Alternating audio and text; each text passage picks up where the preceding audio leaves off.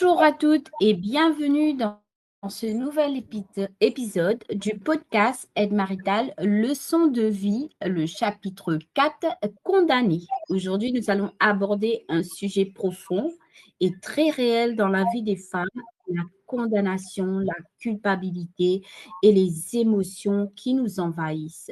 Je suis avec Edna Iman. Merci d'être avec nous. Merci Kathleen, bonjour. Je suis vraiment heureuse d'être là pour parler de ce sujet qui peut apporter beaucoup de liberté aux femmes. Edna, beaucoup de femmes vivent avec des émotions fortes au quotidien. Pourquoi nos sentiments prennent-ils autant de place dans notre vie?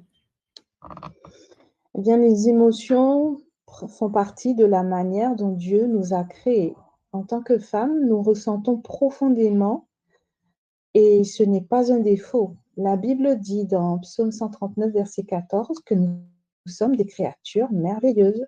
Cela inclut aussi notre sensibilité, notre capacité à ressentir. Mais le problème, ce n'est pas d'avoir des émotions, Kathleen. Le problème, c'est quand nos émotions deviennent notre guide. Beaucoup de femmes prennent les décisions basées uniquement sur ce qu'elles ressentent. Pourtant, nos émotions peuvent être instables, changeantes et parfois trompeuses. Dieu veut que nous apprenions à comprendre nos émotions, pas à les subir. Et surtout, il veut que nous venions à lui avec ce que nous ressentons au lieu d'essayer de tout gérer seul.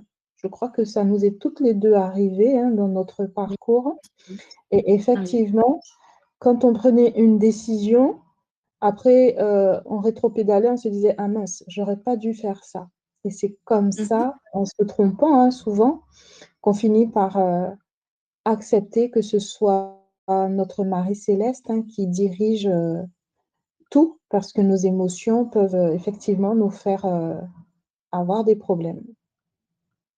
Alors, quand une femme fait une erreur, elle peut ressentir de la culpabilité ou même de la condamnation. Et quelle est la différence entre ces deux sentiments? Ah, ça, c'est une question très importante. La culpabilité et la condamnation sont souvent confondues, mais elles ont le même effet. Elles nous tirent vers le bas. Ce sont des émotions négatives, lourdes, qui nous font nous sentir indignes, honteuses et même parfois, elles nous éloignent de Dieu. Mais il faut comprendre une chose essentielle. Ces sentiments ne viennent pas de lui. D'accord? Ces sentiments ne viennent pas de Dieu. Dieu ne condamne pas. Il corrige par amour, mais il ne nous écrase jamais. La condamnation, elle, vient pour nous accuser, pour décourager, pour nous faire croire que nous ne valons rien ou nous sommes trop loin pour revenir. Ça, on sait très bien que c'est l'œuvre, c'est le plan de l'ennemi. Et Oui. souvent, ces sentiments s'accompagnent de honte, une honte qui nous pousse à nous cacher exactement, tu sais, comme Adam et Ève l'ont fait. Donc, Oui. ces sentiments-là à chaque fois, moi je dis que c'est négatif, ça ne vient pas de Dieu parce que MC, notre Marie Céleste, c'est la joie, c'est le bonheur pour nous. Donc, il ne faut pas rester dans cette situation. Alors justement, pourquoi ces sentiments nous poussent-ils à nous éloigner de Dieu alors que c'est l'inverse que nous devrions faire? Parce que l'ennemi, utilise ses émotions comme une stratégie. Ça fait partie de son plan à lui. De même que notre Marie Céleste en a un, lui aussi, il en a un, parce qu'il ne veut pas qu'on soit sauvé. C'est net et clair.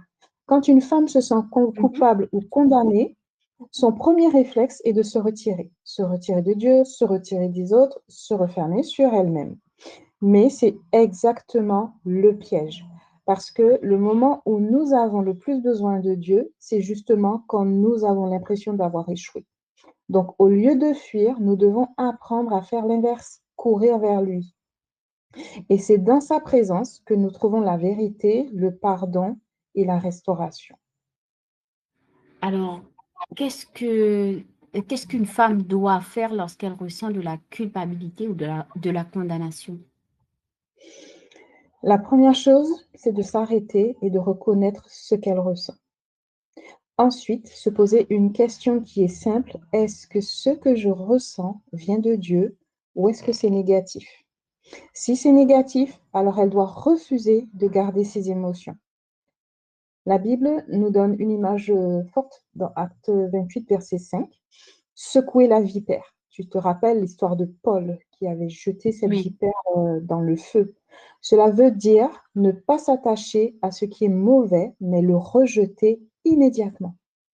Ensuite, elle doit aller vers Dieu, lui parler honnêtement, sans masque, de ce qu'elle ressent.